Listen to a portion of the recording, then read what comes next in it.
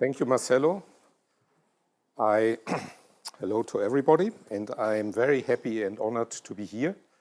Thanks to everybody who was involved in getting me here and the invitation. And I just learned that I have 1 hour. I thought I have a little bit longer. I tend to speak longer anyhow, so I need to talk faster.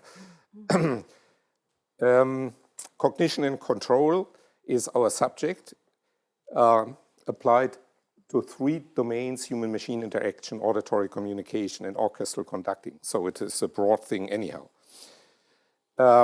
After a very short introduction, I will talk about the characteristics of control activities and cognitive processes.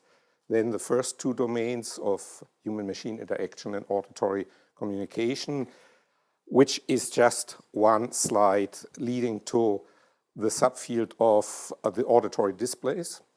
Then one very important thing, human supervision and control in engineering and music. The workshop where Marcelo and I met second time, a few months earlier in 2001, the first time. And then the domain of orchestral conducting, before I will close with a few words. So human interactions can happen with machines, including computers. For me, computer is a sub-device of machines, all kinds, and that's the way it started also many decades ago. But human interactions can happen also with humans, with single humans or within organizations, etc. And we will talk about both. Both require appropriate control activities, sensory, motor, and supervisory control, and more, and dedicated cognitive processes related to these control activities. And we will discuss this in these 3 domains, which I mentioned already. Let me start in this introduction with the domain which is closest to me, human-machine systems, because I'm happening to still work in this domain, human-machine systems, for more than 40 years. And so let's start with the human-machine system, which is the cooperation between a human and a machine, including computer or just the computer or whatever. The cooperation is there to reach some system performance with respect to prescribed goals.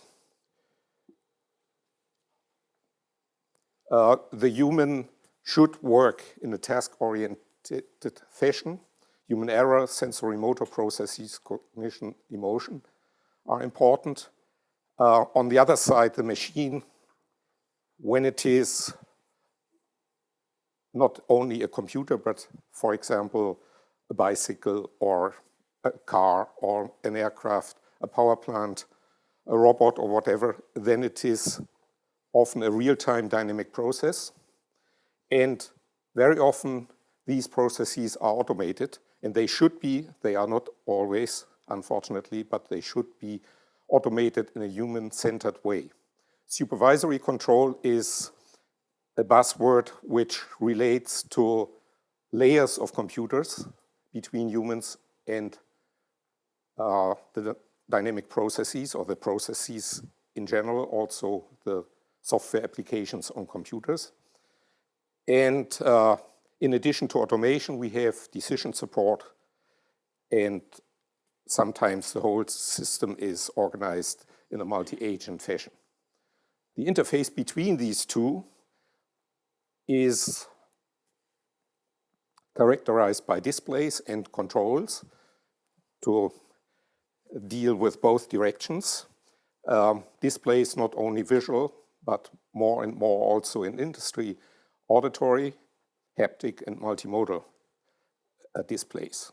The dialogue is the software which deals with the information traffic between both systems. So since 1983, we have a separation between presentation and dialogue in all the software interfaces human-machine interfaces, human-computer interfaces. At least we should have. Not everybody thinks of that. And adaptivity is another important issue for good interfaces. I want to talk about multidisciplinarity and transdisciplinarity. When you saw or heard this brief description, which I just gave, that is already dealing with many disciplines, not only engineering and computer science, but also psychology, sometimes physiology, sociology, etc. When we extend the view on human-machine systems, for example, often in work situations, we have two humans cooperating in the interaction with a human process. So we have then collaboration between these two. We have, which is also very interesting for the application in music, we have the embodiment. This is more discussed, by the way, in the music technology domain than in the engineering applications. So it is a kind of, differently than it was defined yesterday by John, the first John.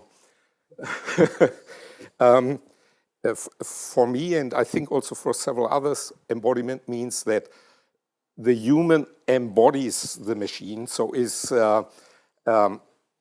in music, for example, playing a violin is a good way of embodying your violin, but also the violin can embody you. When the sound is so nice that you just melt into the violin, so to speak. This can happen also in situations, for example, emergency situations in industrial plants when the situation is such as that you feel not only involved but also embodied by the situation. I should not speak about all these things too long, otherwise we don't come further than the introduction.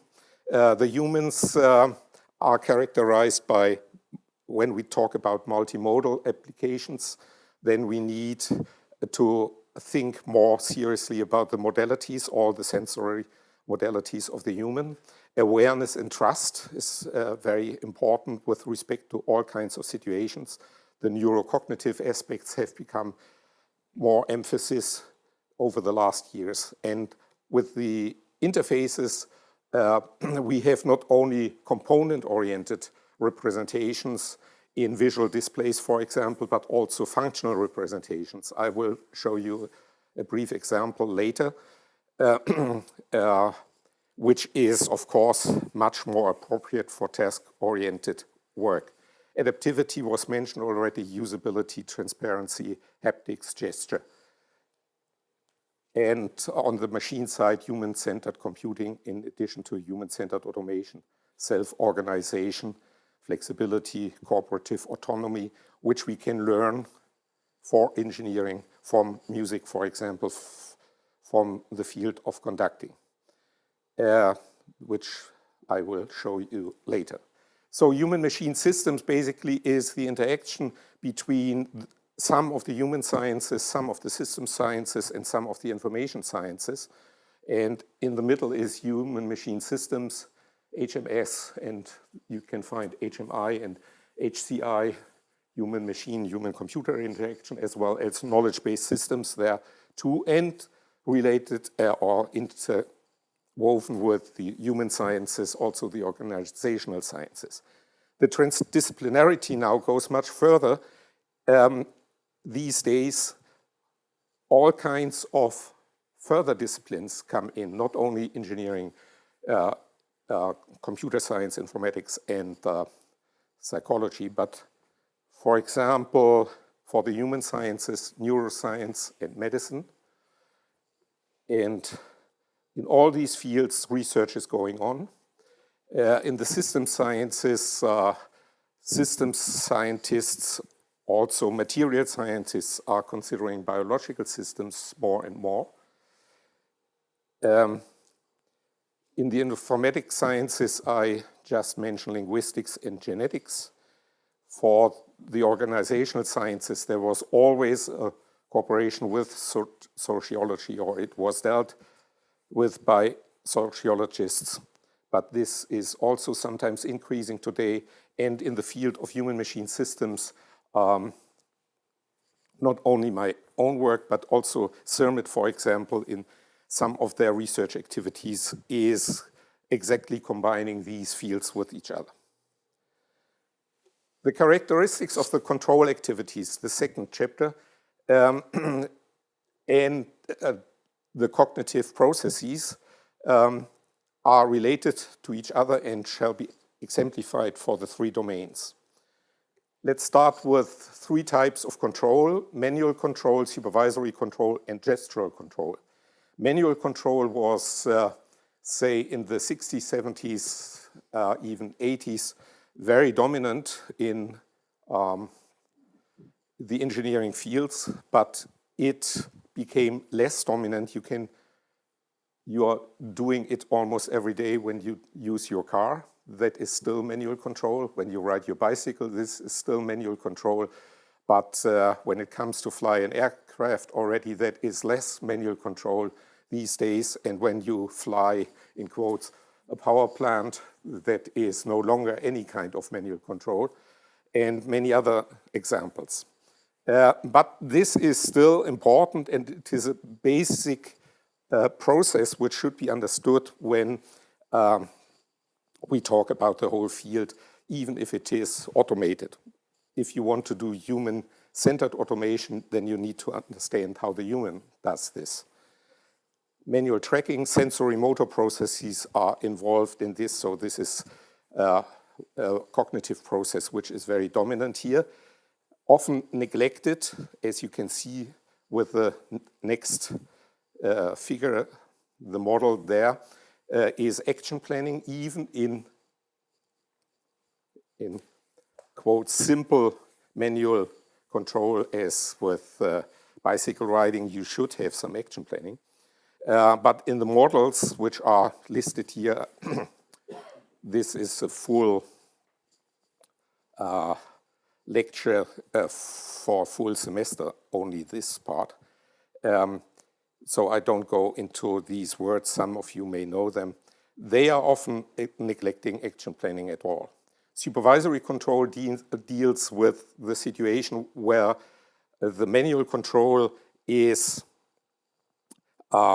substituted by computer control, and there is a hierarchy of computers. Those which are near the dynamic process are the task interactive ones, and near the human interactive one. I will come to this in detail a little later. The human activities are then planning, teaching, monitoring, diagnosing, intervening, and learning. Gestural control is particularly interesting when we deal with fields like conducting or instrument playing, but also in industrial applications.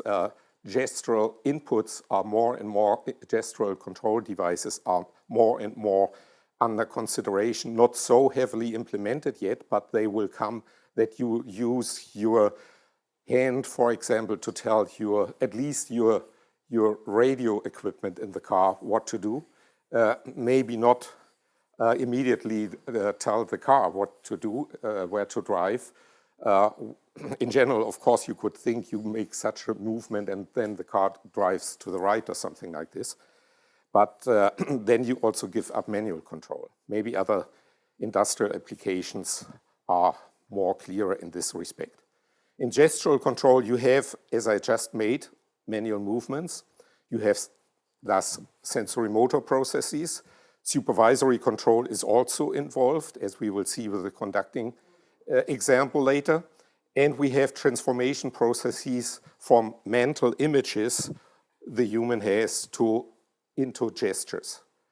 Diagnosing and intervening expressive performance could be mentioned too. So with the manual control example, this is one of the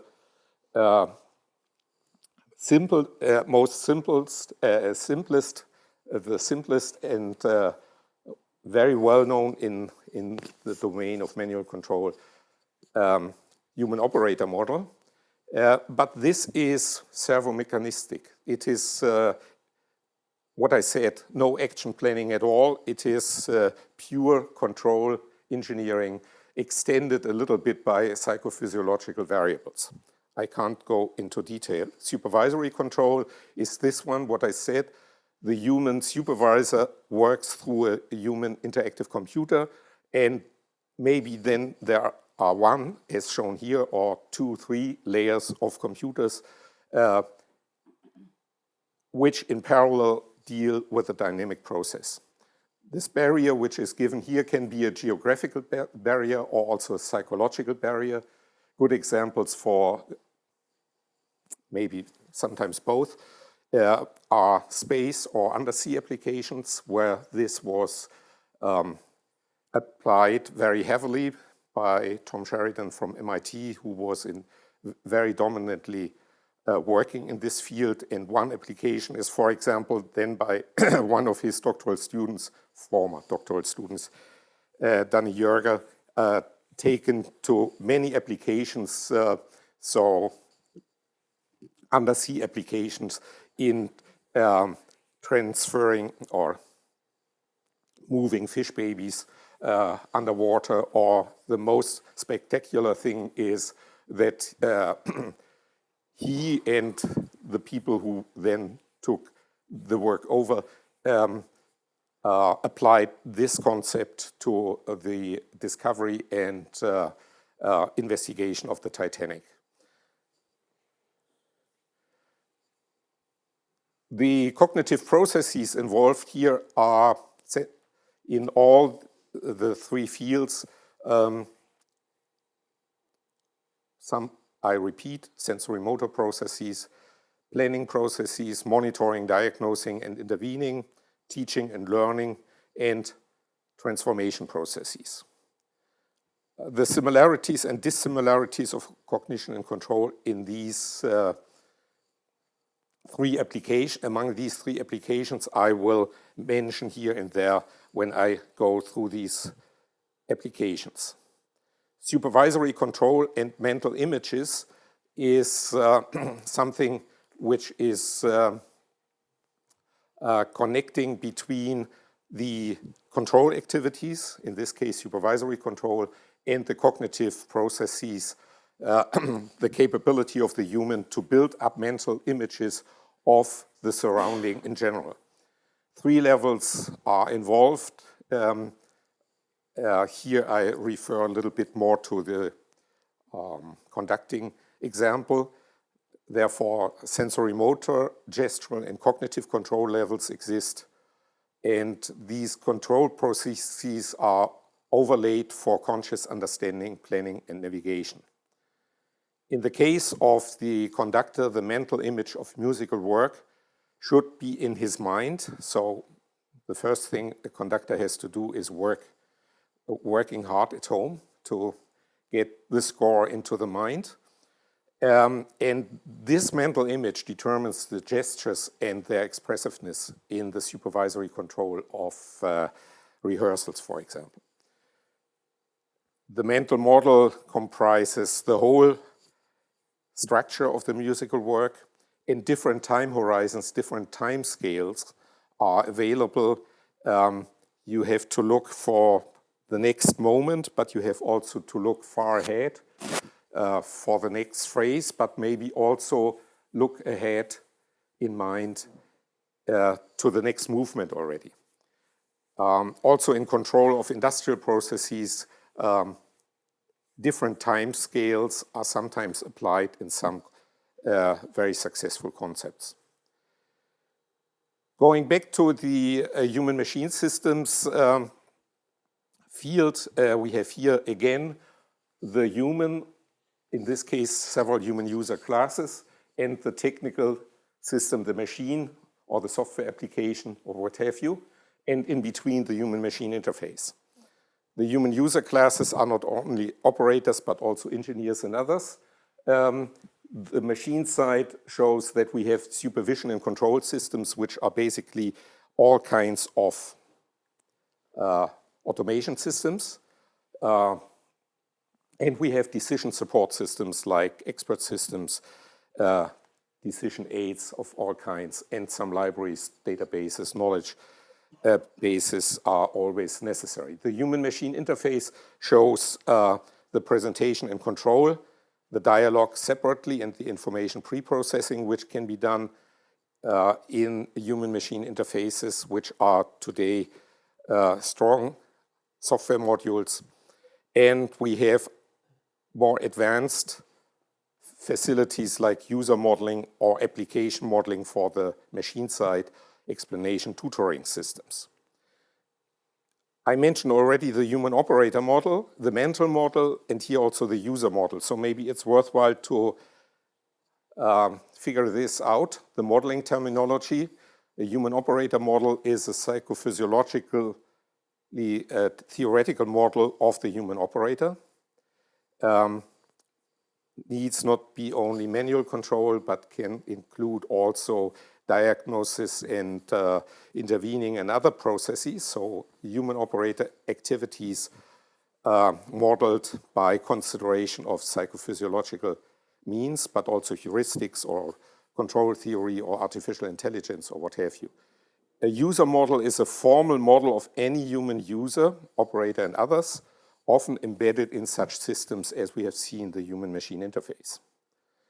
A mental model is an internal representation within any human user. So I was talking about mental models, mental images. So what you build up as a conductor, for example, is a mental model, but you should, of course, have also a mental model of your car, of the dynamics of your car, the direction you are going to, the surroundings, etc. If you don't have this, you have to step out maybe at each corner to figure out where you are and what you want to do, etc. So you build up mental models all the time. The internal model, another word, is the representation of the exterior, but within a human operator model or a user model. And there are people who are going much further, the model of the model of the model, but I don't do this, and I think it does not lead too far. The domain of the human-machine interaction examples are, as mentioned already, industrial and vehicular applications, but also medical applications and many more. Emphasizing in research and application visual displays, but also others, decision support systems, the impact of automation, and many more. So I mentioned only a few. Maybe I should complete this figure already. Within IFAC, the International Federation of Automatic Control, since 1982, there is a series of very good conferences every 3 years on analysis, design, and evaluation of human-machine systems. And this is co-sponsored also by IFIP, IFORCE, and IEA. And the next one is held the end of August, early September this year in Valenciennes in France. The submission of papers has been closed already. So this is one of these multidisciplinary events. Applications, as I said, vehicular applications. This is the figure of our aircraft simulator in our university. This is a helicopter mock-up, which is changed all the time for all the kinds of research projects, with the outside view basically for Microsoft simulation, but for the just finished last project, we were investigating auditory displays for landing approaches, collision avoidance, and also taxiing on the ground. And there we had altogether, here you can see just one, altogether 8 speakers to arrange positioned audio surrounding. This is an application of a figure of a control room of a rolling mill. Many others look similar. I will go very quickly through important subdomains of the human-machine systems area to come also to the other applications, the other two domains. So human-machine interfaces, human-robot communication, decision support, etc., and multimodal interactions. The first one, up to now, still the highest number of displays is still visual displays. Color graphics and 3D presentations are available real-time, is necessary, of course, in many applications, and touch sensitivity. Dialogue and interaction technologies, I mentioned already, also user application, task modeling, intelligent and adaptive interfaces, that was already included in the previous slide, previous slide.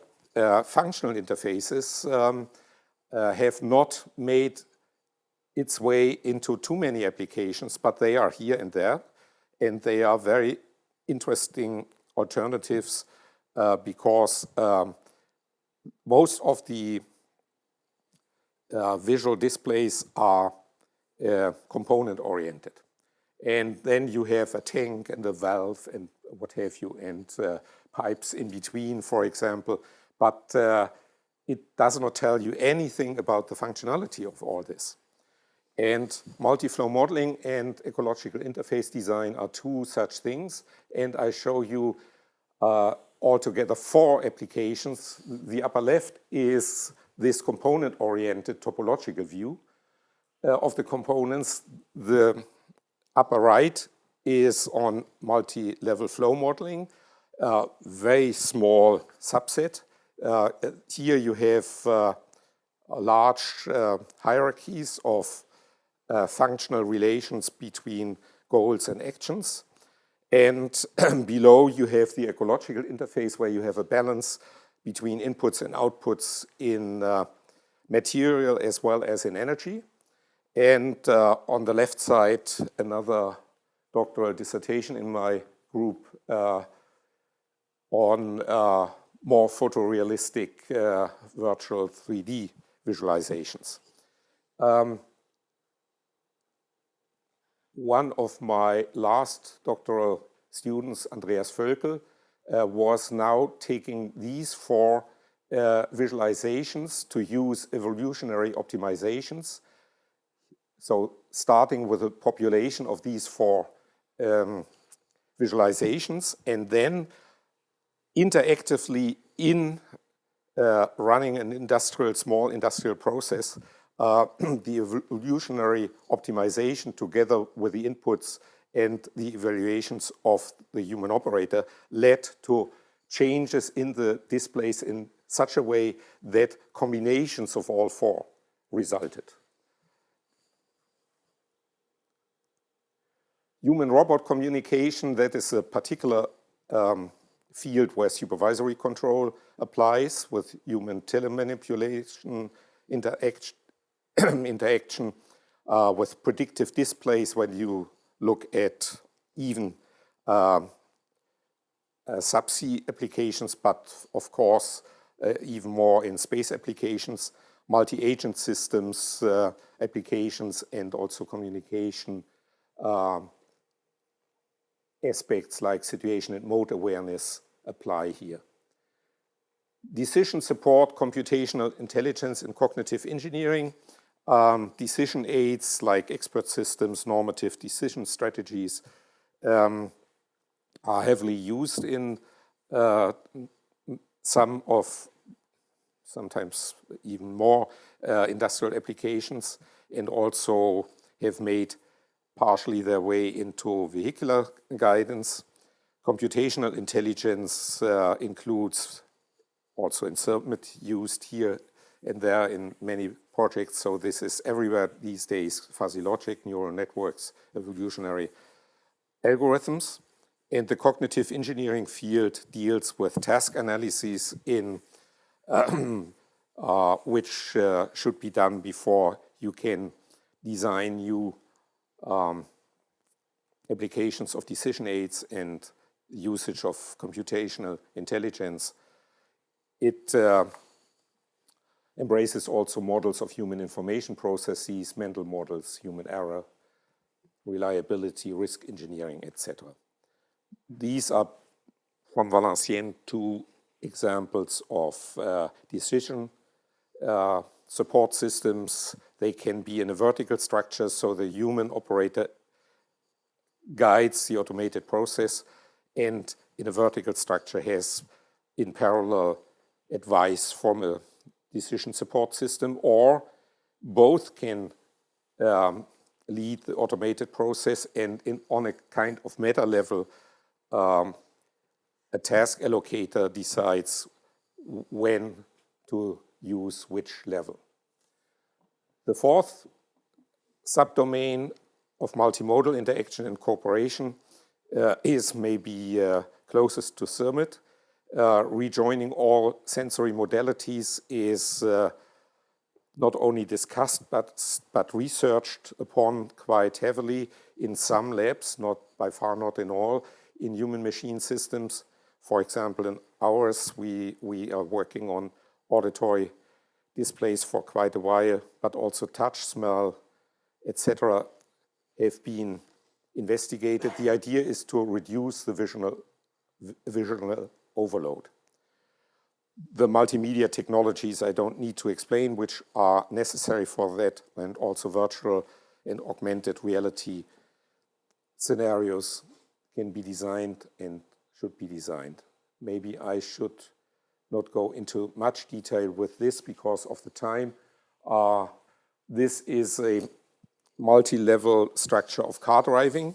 On the right side, the two boxes are your car, longitudinal and lateral dynamics, and the three control levels are what you have to do as a driver. If you would be trained like this in a car driving school, probably you would never make the exam, or only the theoretical ones would first make the exam but can't drive. So you have the stabilization level and then the guidance level. Take the lateral stabilization, this ELK test, for example, that test which was necessary with Mercedes cars when they were close to falling over for some time, several years ago. That is stabilization. You have this, of course, it can also be supported automatically. Detailed planning, so guidance, turning the wheel of your car is the middle level, and the navigation level, route planning, course planning, speed planning, etc. On all these levels today, there are automated systems. And the interesting thing about this is a very rigorous cascading control loops thing, which we have in all domains. We have also in the other domain of conducting an orchestra, for example, but I will make a comparison later. But this is much more rigid than, for example, in the musical application. And I think we can learn from both fields from each other. Here's just a figure on the different levels of driver assistance systems which are available for situation analysis, action execution. Automatic driving was under consideration with all car manufacturers for many years, but they are now much more knowledgeable about this field, and they are further away from realizing this than they thought they were in the first 2-3 years. The domain of auditory communication, I said this is only one view graph leading to non-speech applications. Of course, in auditory communication, we have speech communication as when we are talking to each other, or I'm talking to you now, and then we have non-speech communication using sounds and music and what have you. The speech communication was applied in our last project which I mentioned already, on aircraft guidance. First, we wanted to use non-speech communication, but then it turned out with cooperating in our little aircraft simulator with professional pilots that they would prefer better speech communication. So because they are used to such things like turn left, turn right, etc. And we investigated this with centralized audio presentation as well as with directional sounds. Here I will particularly talk about the non-speech communication field, the design of auditory displays, which I did some time ago with an application for a mobile robot scenario. The development of auditory displays should follow the same systems life cycle as the development of visual displays, so based on user models, object models, style guide, etc. Style guides are not so well defined in the auditory domain as they are, for example, in the visual domain. Also, the computer companies like Microsoft and Apple have all their own style guides, as you may know. And then designing auditory user interfaces, prototyping them, and evaluating them. This is taken from Redmond Pyle and Moore's book, and there's one article by me about this in more detail.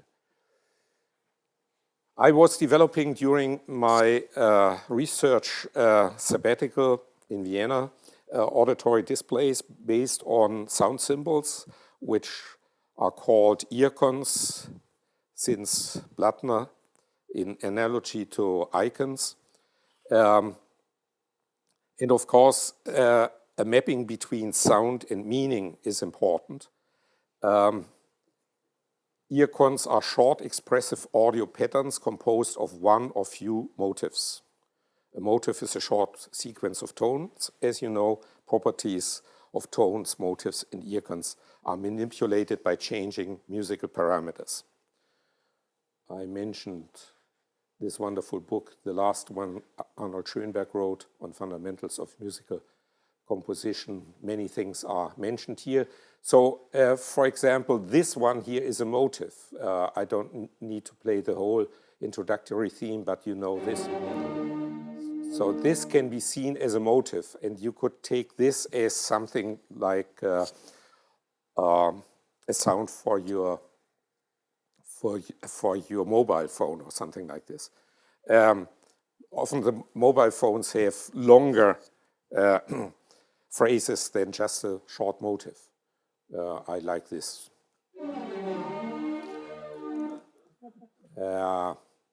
You can have also motifs in compositions. I took this work from Takemitsu, November Steps for Shakuhachi, biwa, and orchestra, which during this engineering and music workshop I conducted. This is part of the score. You can see it is only the right side of the strings and the harps and the percussionists. The wind instruments don't play in this section, and the left one is as long as the right one.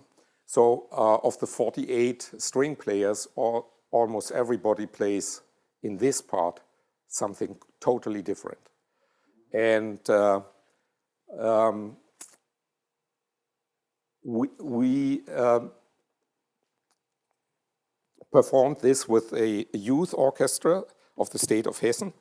And the youth orchestras in Germany are a kind of preparatory for young pupils from schools and up to first, second semester or something like this, but mainly from schools to prepare for a professional career in music performance. So they have to pass entrance exams, etc. So it's quite a good level of performance they can bring up, but you need to explain more than to professional people. But the quality in contemporary music is sometimes more exciting than, as we could see also yesterday evening. So the idea here was that I was telling them, look, the shakuhachi and the biwa together give you a certain motive, which is like a strong breath against a tree, and all the leaves are doing something differently.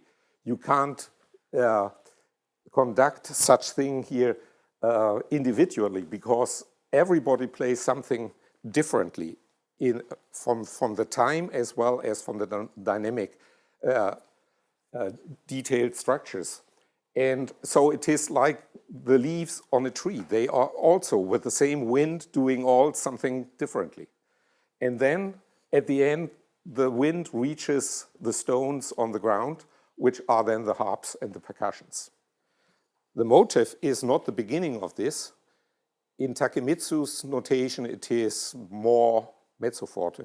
And I asked the players, because of this idea, to play it fortissimo. So it starts a little before the whole part you can see here.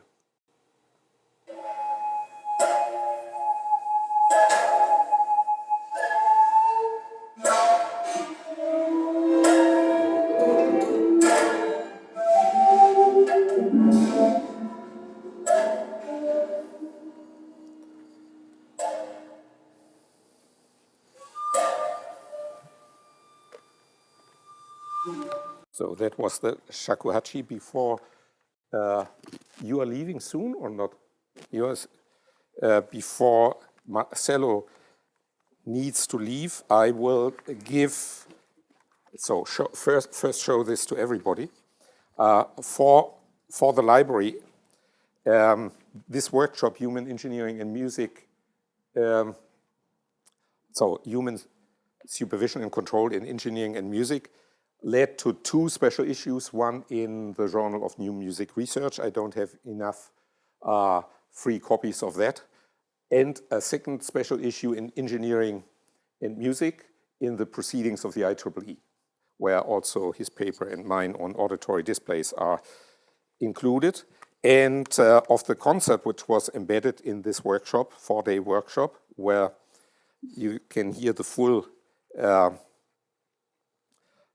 conducting of Takemitsu by myself and others, Beethoven, for example, by Jonathan Delmar or Aaron Copeland, or computer music by Yuichi Nagashima, and a leaflet of the program, all for the library. Yep.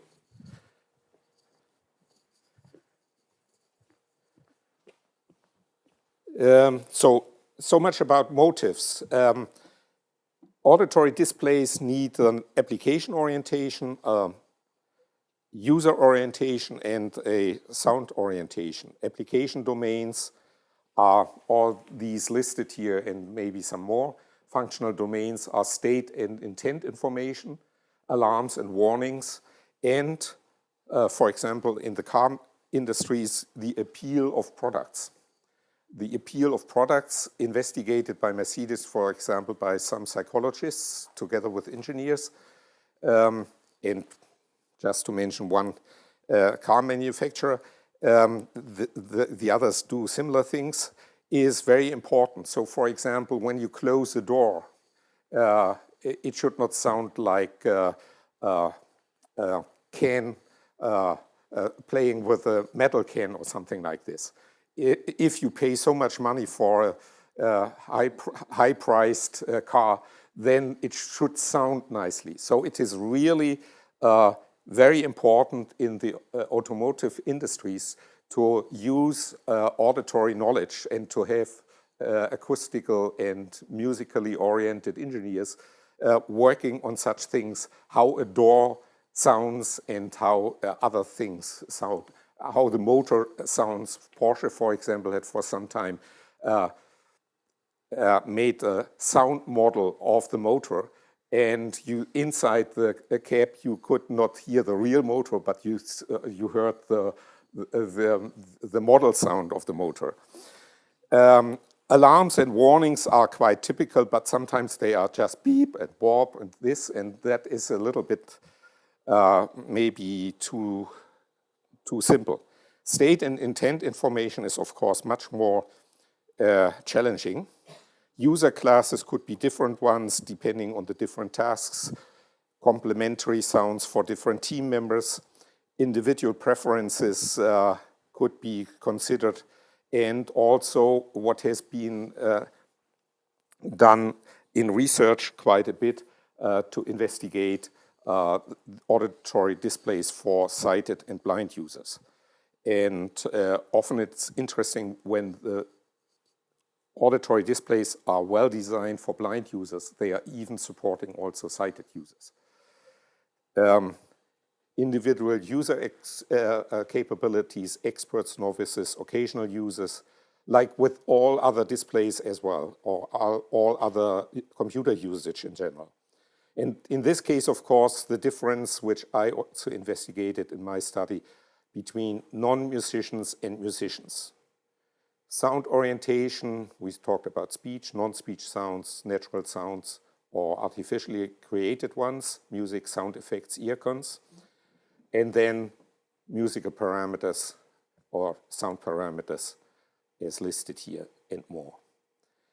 The idea of the auditory displays for mobile robots was to have a combination of robot movement sounds and basic musical elements. I created directional sounds and robot state sounds, and then soundtracks of robot movement trajectories and robot states in a supermarket scenario. Two exploratory studies, one for evaluating understandability, recallability, urgency, expressiveness, and annoyance. And I can't go into details for this, and then the supermarket scenario itself. Just to have a few ideas, the notation is not very sophisticated. The idea is that you have 3 tones for the earcon, going up and going down with equal length, and right on the same bass level, long, short, short, and on the other side, short, short, long. And then you have the intermediate, or maybe this one. But not only with marimba phone, but also with harpsichord, and also with with natural robot state sounds. So the noise of the moving robot was recorded and then also time sliced into these earcons. And that was compared with each other, and the urgency, annoyance, effects, etc. were investigated. And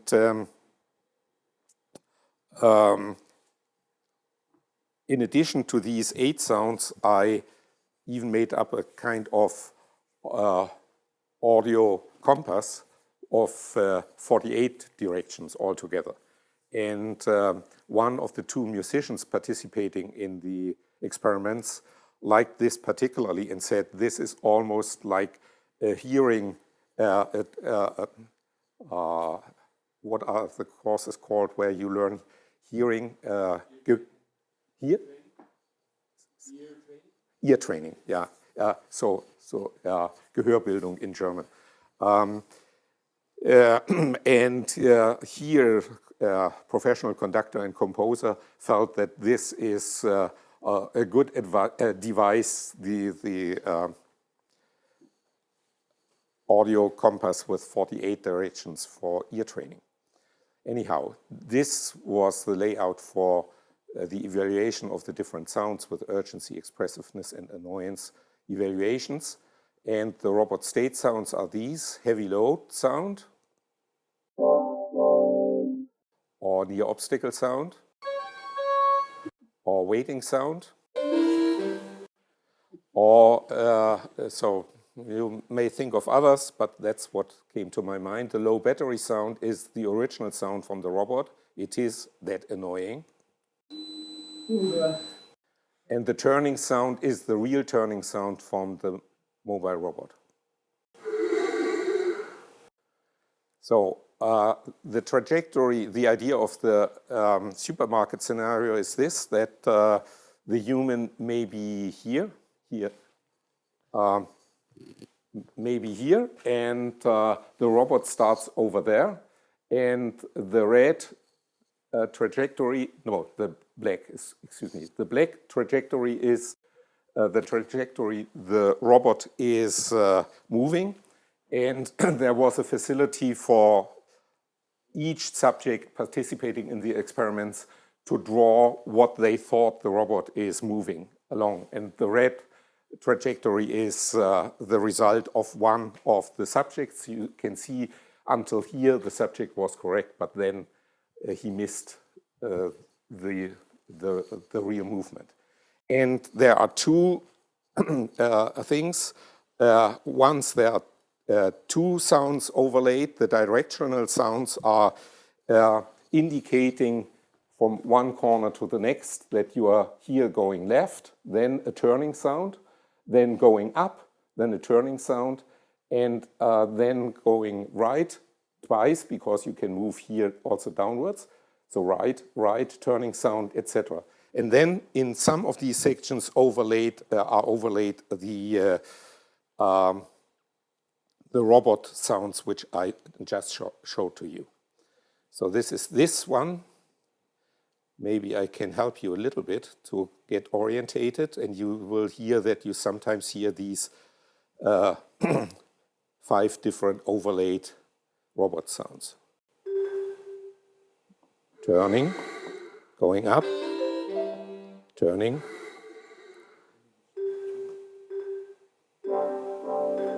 turning, turning, turning, turning.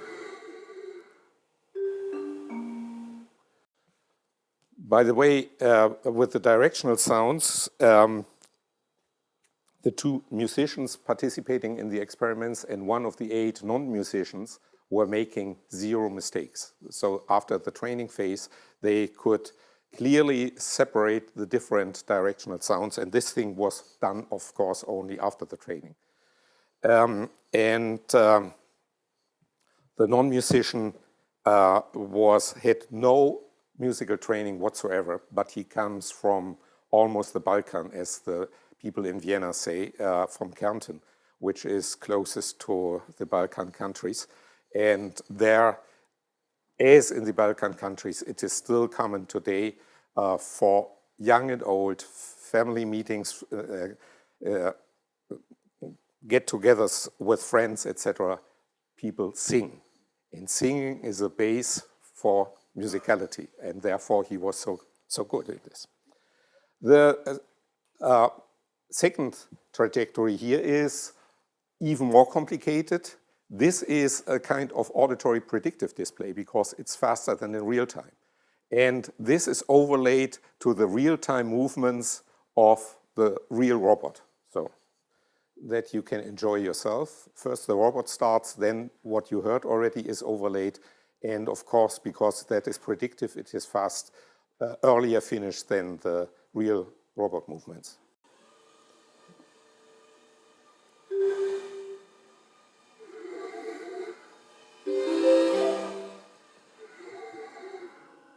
That's the turning sound of the real robot.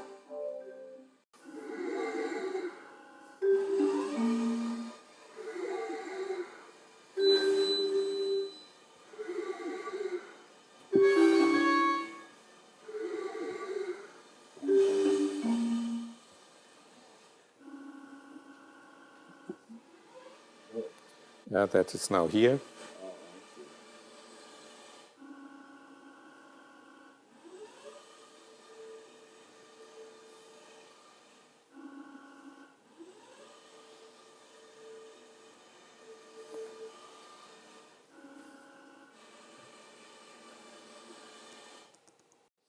Okay, so this sounds complicated, but it isn't when after some training. And with usage of visual displays, you need also training.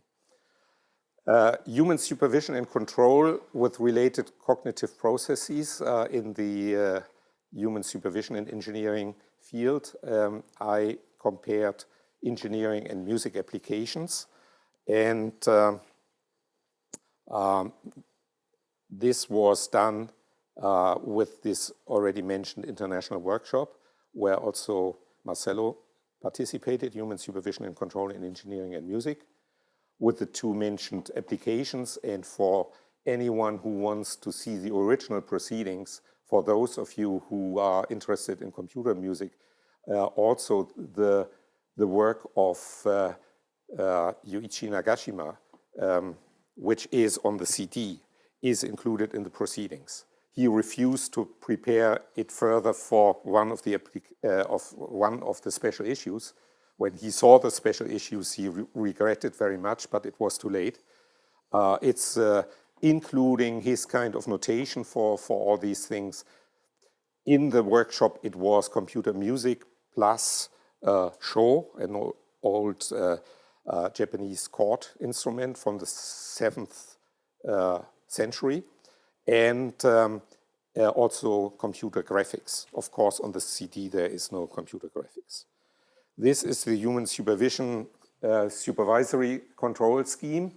On the upper side, you have the engineering application, and on the lower side, you have the music application with the conductor, the part leaders, musicians, and corresponding to the technical process units, the orchestra instruments and the sound synthesizers. And here you have, again, the separation between task interactive computers, which are in analogy to the musicians, and the human interactive computers, which are in analogy to the part leaders of the different musical groups. And because of the time, I cannot go into too much detail. In Journal of New Music Research, this is explained in much detail. Also, it is briefly included in our chapter in this book, which came out in December, on musical gestures, the 11th chapter on conductors' gestures and their mapping to sound synthesis. But it is more detailed in the Journal of New Music Research. Not 2002, yeah, September 2002. Some of these internal control loops exist only in the cooperation between the musicians and the conductor, and not in most of the industrial applications. In this case, we can learn in engineering from the musicians. So you can say that particularly very professional conductors tend to have a kind of supervisory control scheme when they work with the musicians in rehearsal. So directly with the musicians, but also relying on the part leaders in addition. Whereas in performance, Karajan is a good example for this. He was then suddenly much more flexible and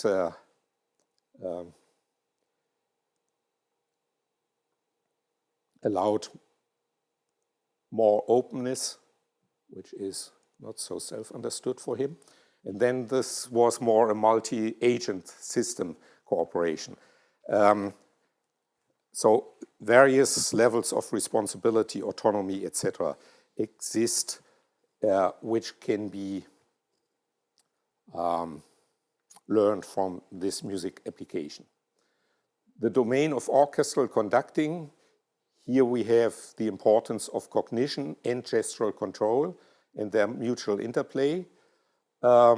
Conductors use movement, gesture, and facial expressions. Yesterday in the workshop, I